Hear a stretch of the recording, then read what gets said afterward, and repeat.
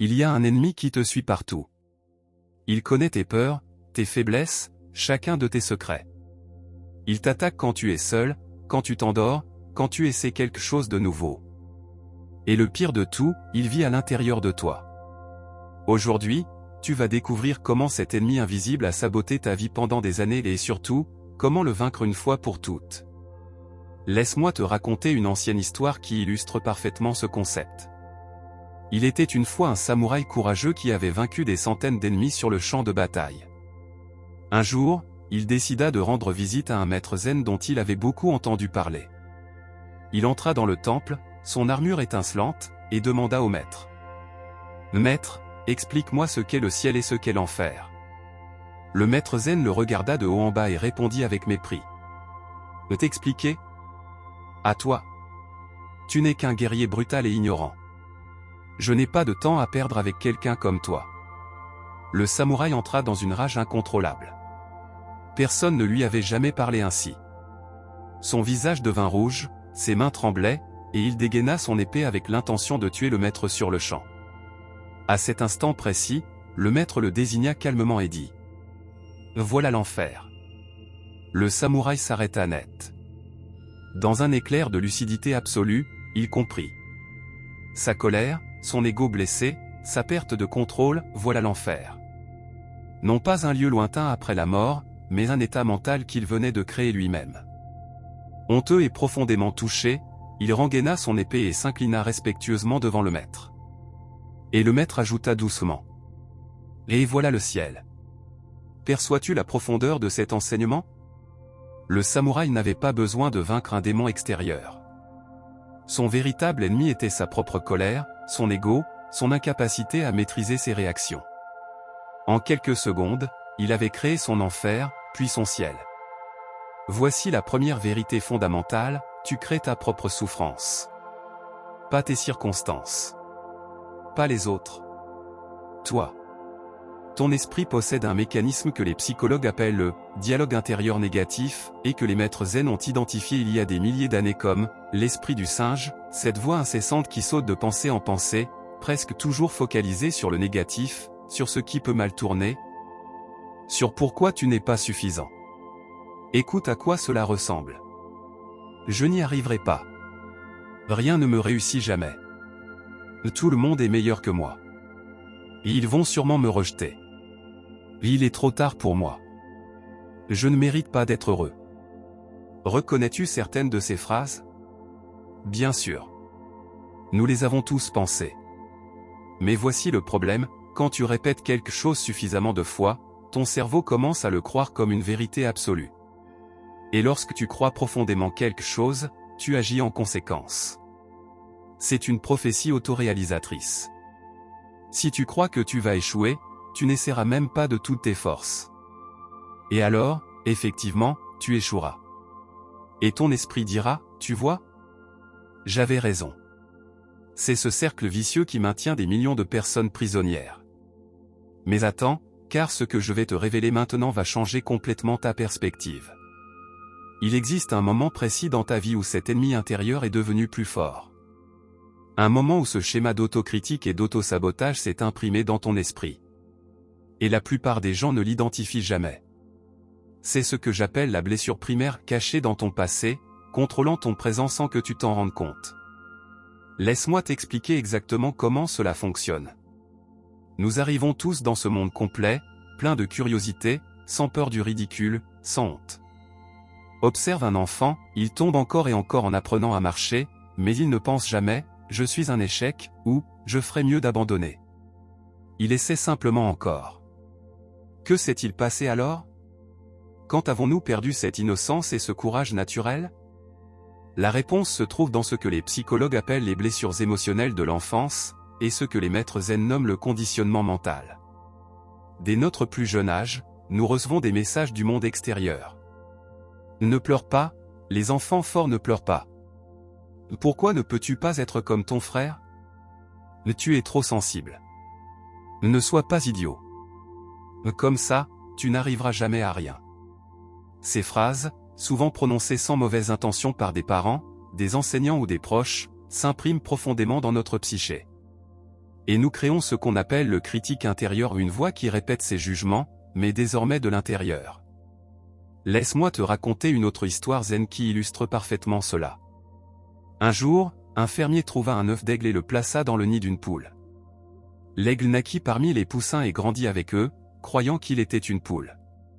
Toute sa vie, l'aigle caqueta comme une poule, gratta la terre à la recherche de vers et ne vola que quelques mètres au-dessus du sol, en battant maladroitement des ailes. Un jour, devenu vieux, il vit dans le ciel un aigle majestueux planer avec élégance dans les courants d'air.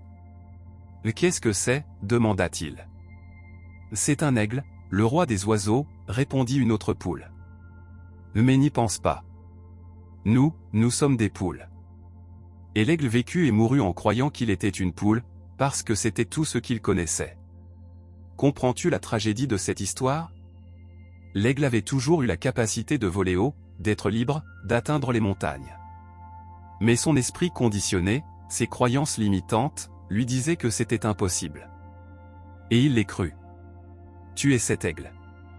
La société, tes expériences passées, tes blessures émotionnelles t'ont convaincu que tu es moins que ce que tu es réellement. Elles t'ont dit que le ciel n'était pas pour toi. Et le pire ennemi, ton propre esprit, a accepté ce récit et le répète encore et encore. Mais voici la vérité libératrice que je veux que tu comprennes au plus profond de ton être. Ces limitations ne sont pas réelles. Ce sont des illusions.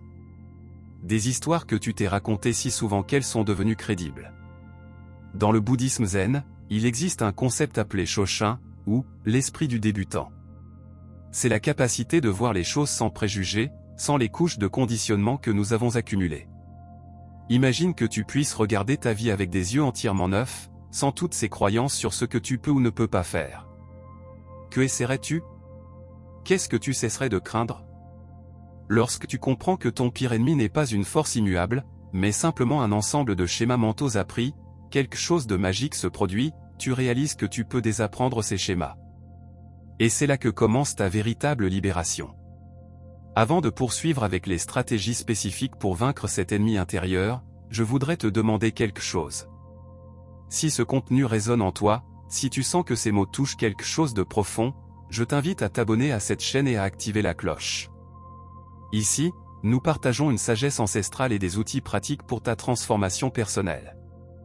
Chaque semaine, je publie du contenu conçu pour t'aider à trouver la paix, la clarté et le sens dans ta vie.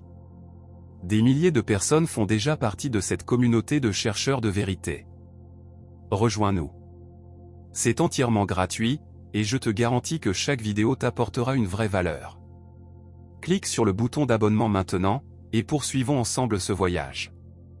Maintenant que nous avons identifié l'ennemi et compris son origine, nous devons connaître ses tactiques. Car cet adversaire intérieur est rusé et utilise des stratégies précises pour te maintenir prisonnier. Première arme, l'autocritique impitoyable. C'est probablement son arme la plus puissante. Ton ennemi intérieur ne te félicite jamais, ne te laisse jamais de répit, ne te dit jamais « tu as bien fait ». À la place, il amplifie chaque erreur, chaque défaut, chaque échec. Si tu fais une erreur au travail, il ne te dit pas « tout le monde se trompe, tu apprendras de cela ». Il te dit « tu es incompétent, tout le monde l'a remarqué, ils vont penser que tu es un imposteur ». Un dicton zen dit « La douleur est inévitable, la souffrance est optionnelle. La douleur est l'expérience directe « tu as fait une erreur ». La souffrance est toute l'histoire que tu ajoutes « je suis un raté, ça m'arrive toujours, je ne m'améliorerai jamais ». Ton ennemi intérieur est expert pour transformer une petite douleur en une immense souffrance. Deuxième arme, le perfectionnisme paralysant. Cette tactique est particulièrement cruelle. Ton ennemi te dit « Si tu ne peux pas le faire parfaitement, ne le fais pas du tout. » Résultat? Procrastination. Inaction. Opportunité perdue. Les maîtres zen parlent du wabi-sabi, la beauté de l'imparfait. Dans la cérémonie du thé japonaise, par exemple, on valorise les tasses avec de petites fissures ou irrégularités. Car la vraie beauté réside dans l'authentique, l'imparfait, l'humain. Mais ton ennemi intérieur rejette cette sagesse. Il exige la perfection absolue. Et comme la perfection est impossible, il te maintient perpétuellement insatisfait, perpétuellement inadéquat. Troisième arme, la comparaison toxique. À l'ère des réseaux sociaux, cette arme est devenue dévastatrice. Ton ennemi te pousse à regarder sans cesse ce que les autres ont, ce qu'ils accomplissent, ce qu'ils semblent être. Regarde comme ce couple est heureux. Tu n'auras jamais ça.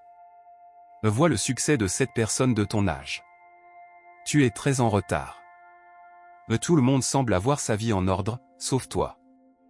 Mais voici la vérité, tu compares ton intérieur chaotique à l'extérieur soigneusement mis en scène des autres. C'est une comparaison fondamentalement injuste. Le maître zen Thich Nhat Hanh enseignait. Marcher en paix est un miracle. Être vivant est un miracle. Quand tu comprends cela, tu cesses de te comparer. Quatrième arme, le catastrophisme. Ton ennemi intérieur adore projeter le pire scénario possible pour chaque situation. Tu dois faire une présentation. Tu vas tout oublier, tout le monde va se moquer de toi, ta carrière est finie. Tu rencontres quelqu'un de nouveau. Il va te rejeter, tu paraîtras désespéré, mieux vaut ne pas essayer. Tu veux lancer un projet. Ça va échouer, tu perdras du temps et de l'argent, tout le monde dira « je te l'avais dit ». La réalité, c'est que 90% de ce que nous craignons n'arrive jamais. Mais ces 10% de possibilités suffisent à te paralyser par la peur. Cinquième arme, l'ancrage dans le passé. C'est peut-être la plus insidieuse de toutes. Ton ennemi utilise tes erreurs passées comme preuve que tu ne peux pas changer. Tu as déjà essayé et échoué. Tu as toujours été comme ça, c'est ta nature. À ton âge, on ne change plus. Mais les maîtres zen enseignent quelque chose de profond, chaque instant est entièrement nouveau. Le passé n'existe plus, sauf dans ton esprit. Le futur n'existe pas non plus. La seule chose réelle est cet instant présent. Et dans cet instant, ici et maintenant, tu as le pouvoir de choisir qui tu veux être. Un ancien proverbe zen dit. Le meilleur moment pour planter un arbre était il y a 20 ans. Le deuxième meilleur moment est maintenant. Ton ennemi veut que tu crois qu'il est trop tard, que tu as raté ta chance. Mais ce n'est qu'un mensonge de plus. Nous arrivons maintenant à la partie la plus importante de ce voyage, comment vaincre cet ennemi intérieur. Je vais te partager cette stratégie éprouvée, basée sur la sagesse zen et validée par la psychologie moderne. Stratégie 1, l'observation sans jugement. Le premier pas consiste à créer une distance entre toi et tes pensées. En zen, on appelle cela « développer le témoin ». Quand une pensée négative apparaît, au lieu d'y croire automatiquement, observe-la simplement. Dis-toi. Ah, intéressant, mon esprit est en train de penser que je suis un échec. Tu vois la différence?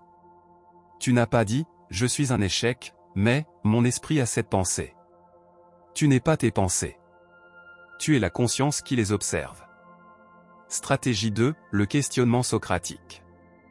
Remets en question les affirmations catégoriques de ton ennemi intérieur. Toujours? Vraiment?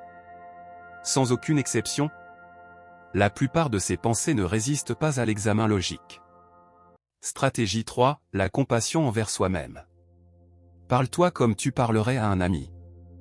La pratique zen du méta, l'amour bienveillant, commence toujours par soi-même. Stratégie 4, l'action imparfaite. L'antidote au perfectionnisme est d'agir, même imparfaitement. L'action dissout la peur bien plus efficacement que la réflexion. Stratégie 5, la gratitude comme bouclier. Chaque soir, note 3 choses pour lesquelles tu es reconnaissant. La gratitude rééduque ton cerveau.